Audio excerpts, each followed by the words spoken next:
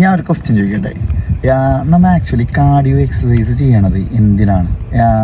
എല്ലാവരുടെ വിചാരം cardio exercise ചെയ്യണത് വെയിറ്റ് കുറക്കാനും ഫാറ്റ് കുറക്കാനും വയറ് കുറക്കാനും എന്നാണ്. എന്നാൽ അതല്ല. നമ്മൾ 1 hour ഏതൊരു എക്സസൈസ് ചെയ്താലും ഏകദേശം ബോഡി വെയിറ്റ് അനുസരിച്ചിട്ട് ഡിഫറൻസ് ഉണ്ടാവും.